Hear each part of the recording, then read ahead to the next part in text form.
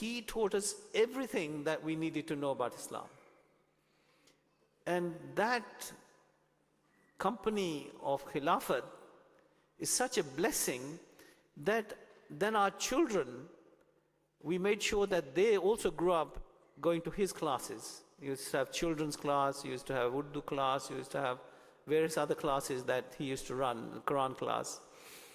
And by the grace of Allah, our children who grew up through that period were excellent in every aspect, both academically and religiously. So especially to the parents who are here, my request is that I as Amir have laid great emphasis on our, now we have, by the grace of Allah, some 40 odd centers around the country, by the grace of Allah. And in every center we have, and the reason for that is that one of our biggest challenges that we have now at this moment in time is social media and the screen. And the latest research being done is that if children sit in front of a screen for more than 6 hours a day, they become addicted to it. And that addiction rewires their brains. And it rewires the brains to such an extent that their attention span is reduced drastically. And you can see that happening in not only the children, but older people as well. Whereas previously you used to have taking things, you could long conversations, everything. Now our children need quick answers, very short, in news as well, very short news. They don't want long discussions. And that is causing a problem in the whole society. Therefore, my wish is to take the children away from the screens, and for at least 4 days a week, we can bring them into the mosques. 1, they will learn something about their faith. 2, they will read congregational prayers. 3, they will be able to forge new friendships with other children of their age group. And these things will make them a much healthier, open-minded individuals, rather than sitting in front of their screens all the time and being destroyed, because some of those things are so addictive. And the social media is also involved in cyberbullying, and some of the children are caught up in that cyberbullying, and we as parents are not even aware of it. So we must as parents be aware what our children are watching. Also, sometimes we think our children are watching cartoons, but they're not cartoons. If you look at them and listen to what they're teaching, sometime they're teaching about LGBT through these cartoons. And they're teaching things that are not good and healthy for our children. We have the big issue that's coming is the AI revolution. The AI revolution is going to have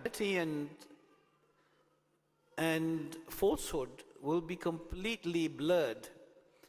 Recently, you may have seen that there was this argument between President Trump, videos where they showed President Trump actually attacking Zelensky physically. Now so we are going to find this as a big challenge now. What is real and what is false? Do it is attach them to Allah the Almighty. Allah is the protector. Sometimes children may feel that they have to pray to Allah in Musa alayhi salam. One day Hazrat Musa alayhi salam was walking and he came across this shepherd who was talking to Allah in the way he knew. He said, "Oh Allah, if you were here, I would brush your back I'd clean your hooves, I would, feed you hay. And Hazrat Musa alayhi salam said, excuse me, you know that you're talking to Allah the Almighty. How can you talk to Him as if you were talking to your own flock?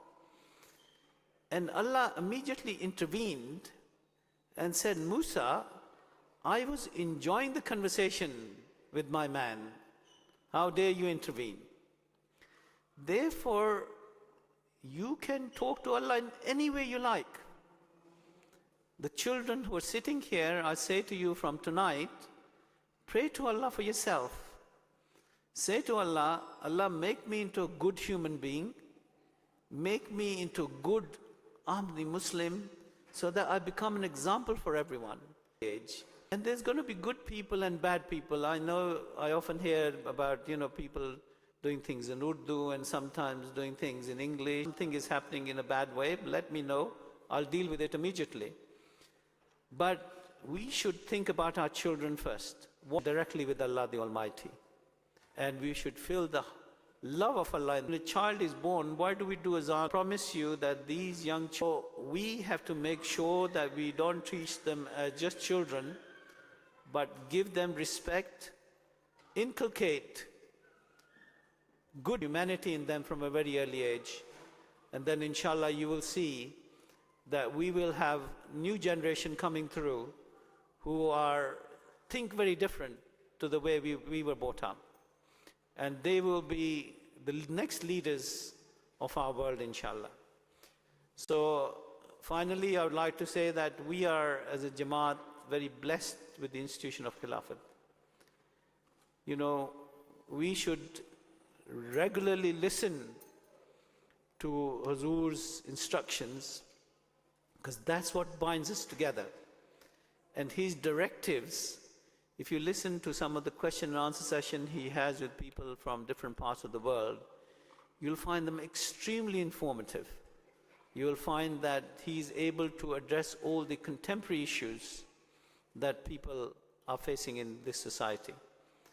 And if we listen to them, we will learn and we'll be able to make our lives better in this world. May Allah bless you all. May Allah bless everyone who is here for this Ijtema, because remember that when you have gatherings like this, Allah's angels descend on these gatherings and they bless everyone who attends these gatherings enormously. Finally, I would say that because we are so blessed with Khilafat, especially in our country, and Hazur knows most of you personally, we should therefore make sure that in our daily prayers, we pray for the good health and long life of Hazrat Amir al-Mu'mineen Ayatollah al-Aziz and his family, so that we continue to receive Allah's blessing through this great institution. May Allah bless you all, and once again for having organized this wonderful Ijtema. Allah bless you all. And I'd like to thank also the and silent prayer.